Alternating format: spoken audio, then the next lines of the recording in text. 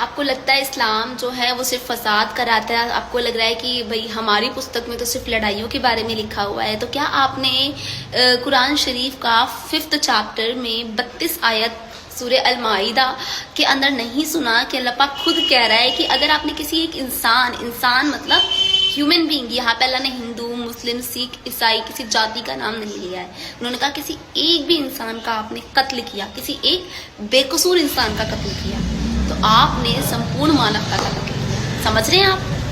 समझिए ना, आप पढ़िए ना। अगर आपको जानना है इस्लाम में क्या है तो आप कुरान शरीफ पढ़िए, सबसे पहली पुस्तक को, कहीं किसी और चीज में नहीं जाना, आपने सबसे पहले कुरान शरीफ पढ़ना है। कुरान शरीफ को उठाएं, उसका ट्रांसलेशन पढ़ें, बट राइट ट्रांसलेशन पढ़ें, ठीक है, उर्दू में ट्रांसलेशन पढ़ें, क्योंकि कई वर्ड ऐसे होते हैं, अरबी इज डिफरेंट लैंग्वेज, जिसका जो ट्रांसलेशन है वो हिंदी में बदल जाता है, ठीक है। तो क्या कहना चाह रहे हैं अल्लाह पाक और आप क्या समझ रहे हैं? There's a lot of difference between our understanding power, ठीक है।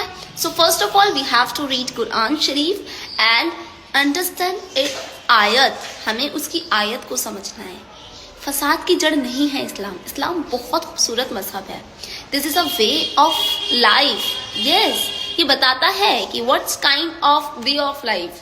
मैं किसी और धर्म को बुरा नहीं कर रही हूँ, सब बहुत अच्छे हैं, सबके अपने अपने रिवायात हैं, सबकी अपनी अपनी संस्कृति है, सबके अपने अपने डिफरेंट ट्रेडिशंस, कल्चर, एवरीथिंग है, सब अपनी जगह बहुत अच्छे हैं। हमें कभी रिलीजन के खिलाफ लड़ना ही नहीं सिखाया गया, किसी भी धर्म में नहीं सिखाया गया, हमारे यहाँ भी नहीं सिखाया गया, इस्लाम में भी नहीं सिखाया गया।